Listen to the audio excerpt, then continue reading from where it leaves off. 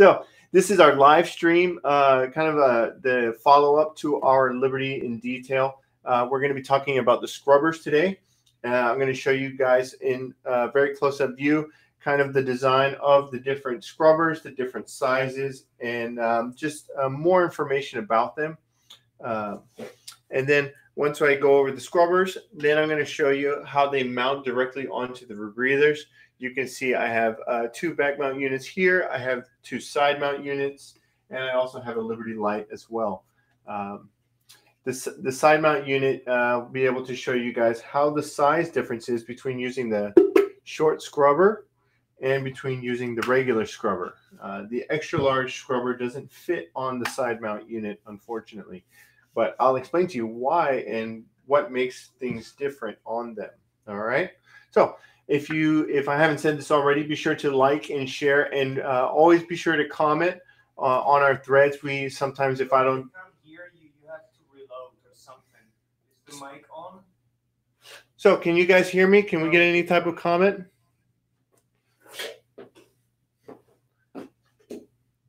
Looks like I can hear myself on my feed, on my video feed. So give me a comment, give me a check if you guys can hear me. Can you guys hear me, or are we having issues? Okay, cool. It looks like you guys can hear me. I do have I also will have some of the accessories that go with the Liberty in terms of the scrubber accessories that we have here as well. And this in, kind of what goes with each component. And so remember, like I said, be sure to comment, be sure to like, and be sure to, I would say subscribe, but hopefully you guys are already subscribed and following the Divesoft webpage or our Facebook page. Also be sure to find us on Instagram and YouTube as well. We like to post these videos up on YouTube so people can watch them. It's always a good resource for anyone that wants more information on the Divesoft product line. All right, so let's get started. So you can see here in front of me, I have 3 different sizes. I have them kind of in the exploded view. And what I'm going to do is I'm going to go back and forth between the main camera here and the close-up camera here, and I'll show you guys the different compartments and the different pieces of the units. So I have, move them over to the side so that I can make sure that everybody can see really well. So what I do like to talk about is what kind of goes into the scrubber. You have kind of 2 main designs for back mount scrubbers, but the radial and the actual scrubber. Our scrubbers are a radial scrubber. They're designed for the flow to be on the outside of the scrubber, and the gas flows into from the outside in and then up this main channel. So let's go ahead. Let's jump to the smaller camera here. All right. There's so much gear here. It's always hard to kind of keep everything in order and to make it. So what we have here is our this is our regular scrubber. It's made out of a stainless steel mesh, wire mesh. The type of the sorb that we use is the 797, just like what Jacob Slama was talking about on the video last week.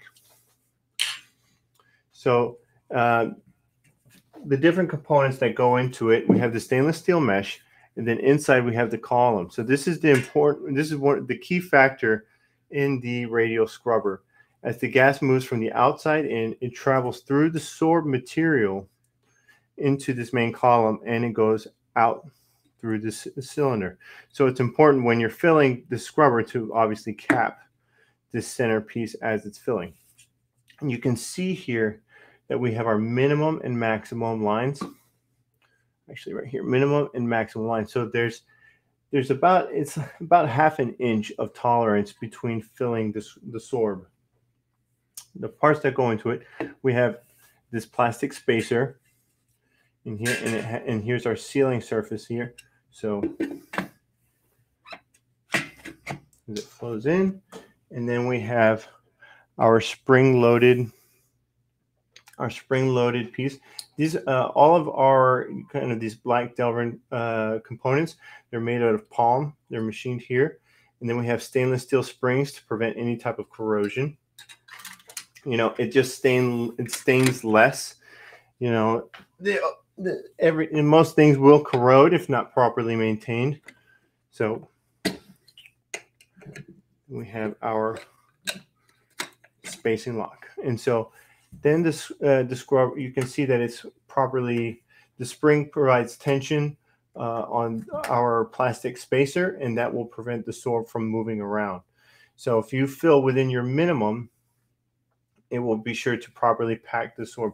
And as Jacob showed in the video before, last week, kind of the techniques with going through packing your scrubber. So this scrubber is our standard 5-pound scrubber. It's rated for 4 to 6 hours per the CE testing. So that's a very good rule of thumb. But like your scuba instructor teaches you, or your rebreather instructor teaches you, that when you base your planning, we'll jump over to the main camera now. When you base your planning on your scrubber usage, you want to factor in, you know, is it a fresh scrubber? What's our depth that we're going at? What's the temperature of our water? You know that, but the optimal range of time on the scrubber, 4 to 6 hours for our 5-pound scrubber. Something also that I wanted to show you guys is, so this is our water trap. So our water trap will go here on the small camera. So our water trap here, it is machined out of another, let's see if Matt can help me of reminding me that this is palm. But this plastic water trap is machined so that as the scrubber is working and the moisture comes out of the sorb, it travels down underneath, and it is in a space so that the water goes through this part and it's trapped behind this piece. Some plastic. It's not palm though. So yeah, that's kind of what I was thinking. But this O-ring is part of the water trap that we want to make sure. And you can see that you do get dust and little bits inside. So you want to always be sure and clean it and treat it whenever you're building your units. But this water trap is a good tool to preventing water from going back into the sorb and creating any type of caustic. All right. So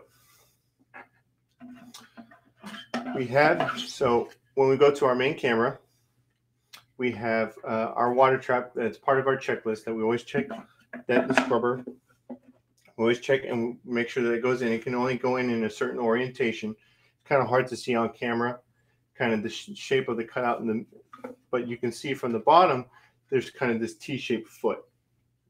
It's just how it's shaped inside, and the water trap goes inside here. So then we have, this is our regular size scrubber. Now we have, so right here to my right, so my right, this is our extra large scrubber. And we have our regular scrubber, and we have our short scrubber. So the differences in terms of height between the regular and the extra large, there are no differences. These are about, it's about 12 inches tall from where it's standing. Now, what's different between the two, you can see a significant amount of differences in the scrubber themselves.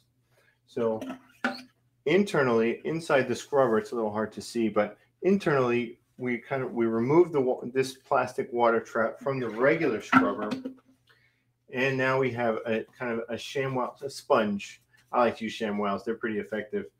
The sponge to go in, and it'll be underneath the extra large scrubber. So now I'm going to go over some of the details of the extra large scrubber.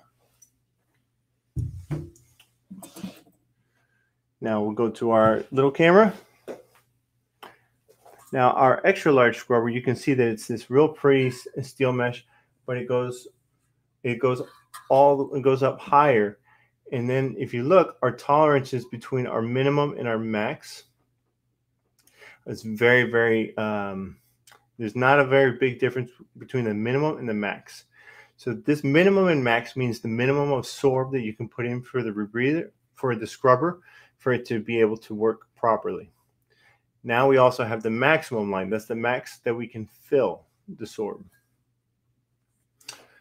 So instead of that, using that plastic spacer, we have what I like to nickname the CD. So this spacer, what it does is it sits on top of the sorb, and you have the sealing space.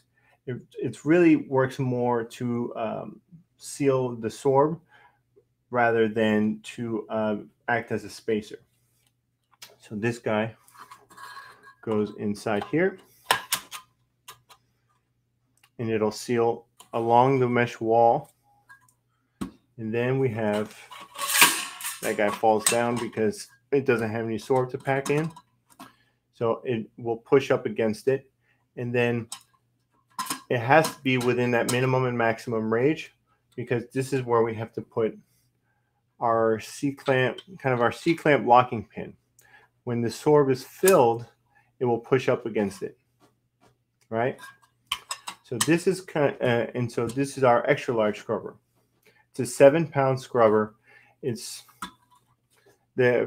rated for 6 to 8 hours per the CE testing. But on the differences, we'll go to our main camera. Between the two canisters there's no difference in size. It's really only the internal part. So we have our sponge, and then we have our extra large scrubber that goes right inside.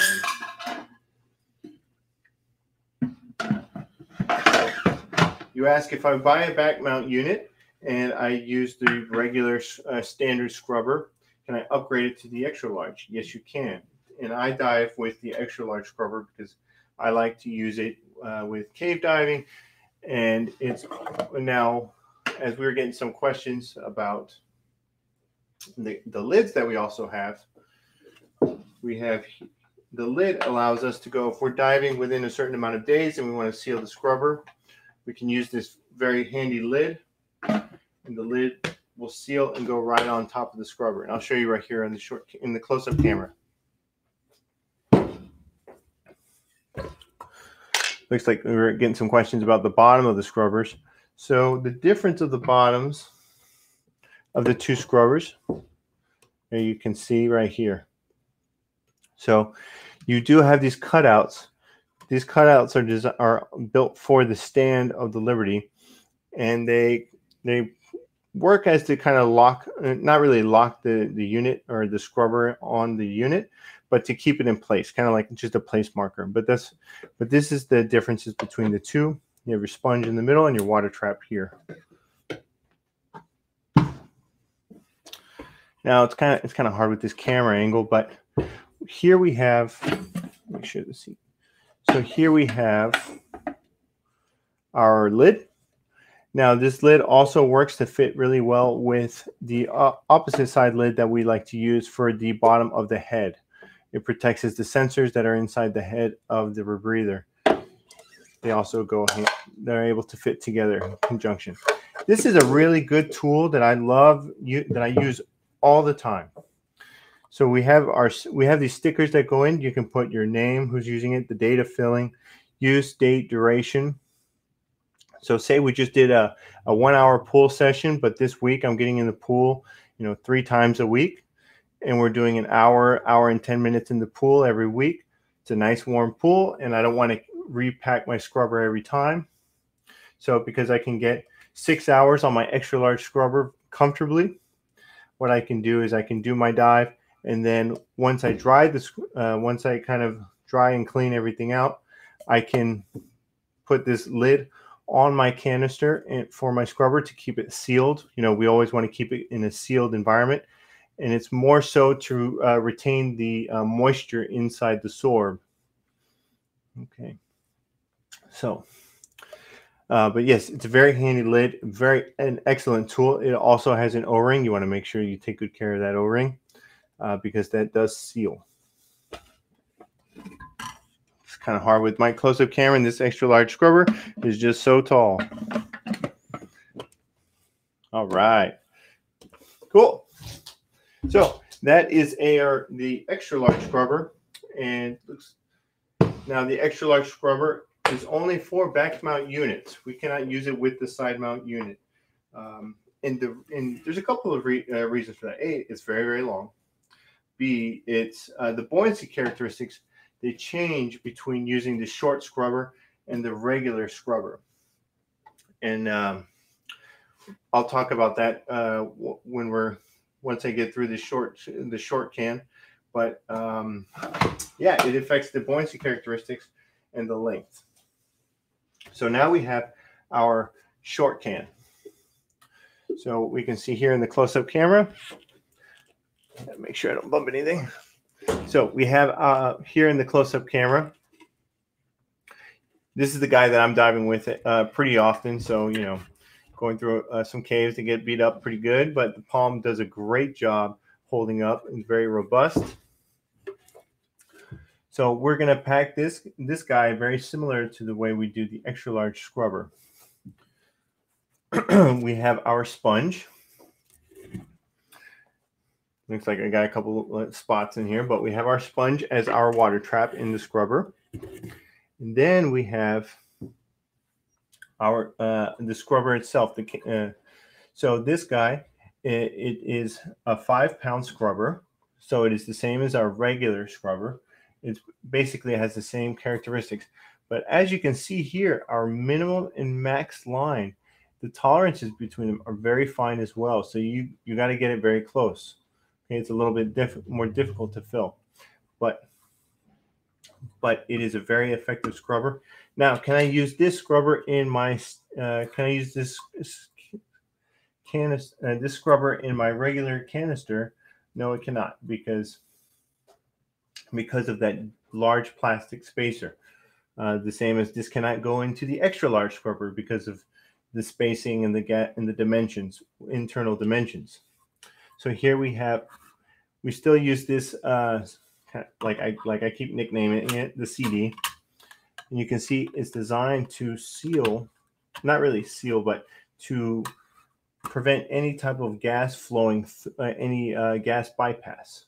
So it sits right up against the scrubber, and if we fill it properly, it will sit right on top of the sorb, and then our stainless steel springs and stainless steel kind of spring carriage sits everything and it holds it in place. And then we have our locking C-clamp. It goes in. Now, when this is full of sorb, you have to push down and be able to lock that mechanism, and everything is held tight. And as Jacob showed you in the video last week, through the packing techniques, if you pack it properly, everything's going to be tight and everything's going to fit. So we put our sponge inside. It's about time I get a new sponge for that guy. And then she sits perfectly nice and well inside. Now this is our short can. Now we'll go to the main camera and I will show you guys the size differences between the short and the long. The short and the standard side mount unit. Now this is our short. You can see here our short scrubber is onto the unit.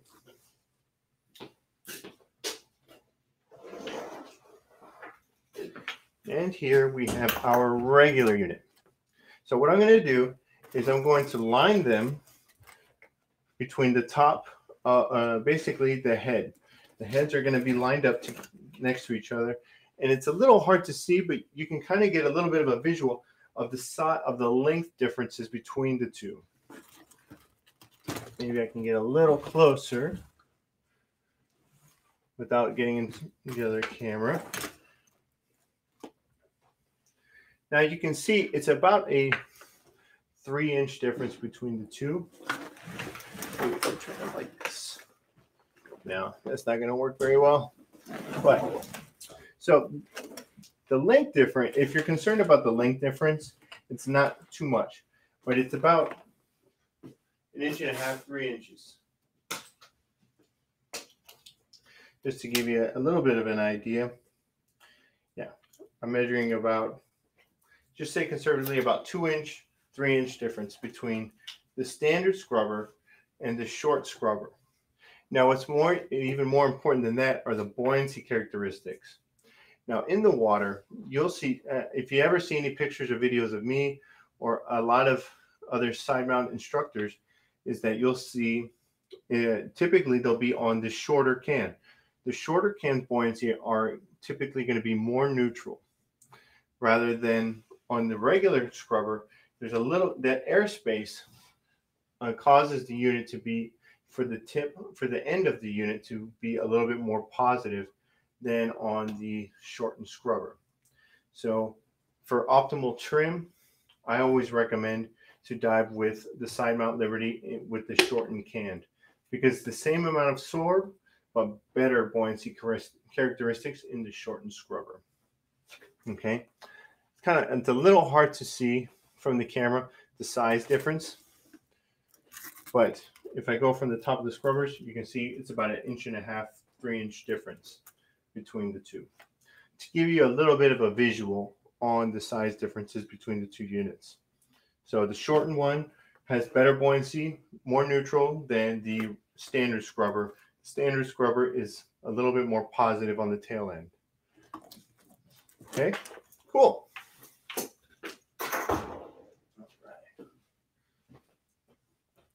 Learned early on that sometimes we show a lot of gear and it gets a little crowded. So next thing that I want to talk about let's talk about on the back mount unit. So here I have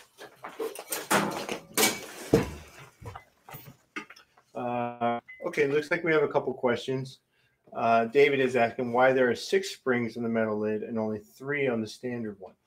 I'm sure that has to do with the tolerances with on that plastic spacer versus the metal spacer that I call that CD. I'm sure the tolerances are different, but those are a little bit beyond the scope of this. So, and then Rebecca's asking, who would adding 2 pounds on the unit control the buoyancy? It would. You could counteract the positive buoyancy, and that's an easy way to do it. It's just to throw a little bit of weight on it. I personally like to really minimize the amount of extra weight I add on to anything. So if there's a unit that's going to have better buoyancy characteristics, I'm typically going to just go with that one rather than counteracting it with additional weight. But you can always fix it with weight. So, cool. Now, something that I don't know if a lot of people really see very often is how the units lock in to our back plate. So here I have, make sure I stay in camera. So the way that the Divesoft Liberty Rebreather locks into the unit from between the head and the scrubber and the canister, we have these hooks on the end of it. And it sits and locks in, and then it closes, and it's a pressure fit. Now, it's just a simply push down fit. Now, to complete the locking mechanism of it, it has to be attached to the back plate here on the back mount unit. The side mount unit has a different mode.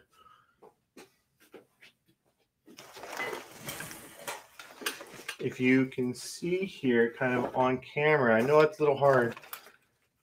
We have a lever. Make sure I don't knock anything down. We have a lever in here. Now on this lever, there are hooks on the lever, and those hooks, they go in and they bite into here on the lower bracket, and then we have a top piece that pushes in here, and basically that holds everything tight together so that there's no opportunity for an unintentional opening. So remember those scrubber feet? You go inside here. Then I open up this lever. Always fun doing this on camera. Open up that lever. and then I push down. Once the lever is engaged, the canister is not going to pop off. And then for added redundancy, we have this Velcro piece. Now we're getting a good question from Aisha. Are there O-rings in between? So there is a single O-ring on the head itself. Part of your checklist is to check that O-ring and to make sure it's properly lubricated. But the O-ring is on the head versus on the plenum here on the outside of the canister. But yes, there's a single O-ring. And then when you go through your pre-dive checks, we definitely go through a good positive and negative test to make sure that there's no leaking in the system. But I wanted to add showing you guys that mechanism, because I don't know how often people get to really see that outside of a class. Now, to remove it, I undo here, and then I undo the latch.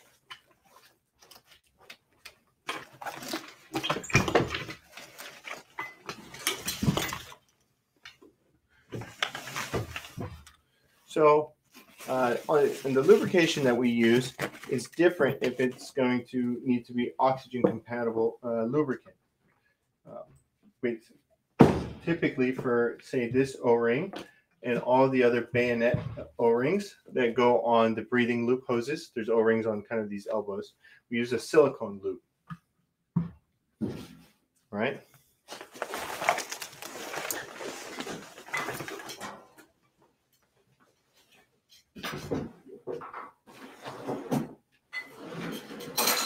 All right. So I showed you guys that mounting system. Now, an interesting thing that I want to talk about you guys is this cool little piece. If you guys remember from the light video, we're going to jump to that detail camera here, this small camera. So here we have this.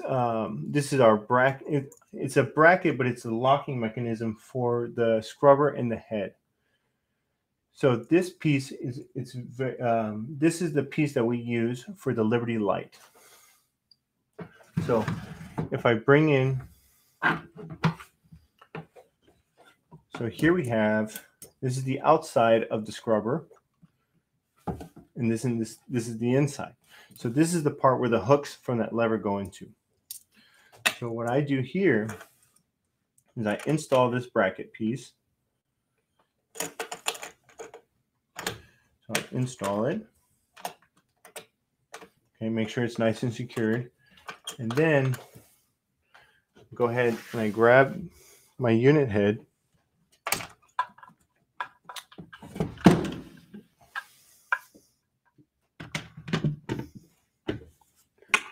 It's okay, we'll go back to the detail camera. And you can see we have this airspace, this space right here. So I'm going to close it shut. And then I'm going to use the locking. I know my hands are covering it, trying to show you guys and do it at the same time. And then, so now the unit is properly sealed and tight. Oops, we're getting a phone call. Maybe one of you guys are calling in. So you can see that it's sealed, so it's not going to leak, have any issues. And then this is how we attach the unit to the Liberty light, and this is how we use for the Liberty Heavy as well. All right, we'll go to our main camera. Now, on the Liberty Heavy, actually we'll stay on here. But this locking bracket is the piece that we use that is going to secure the Liberty, the head and the scrubber for the Liberty light and for the Heavy as well.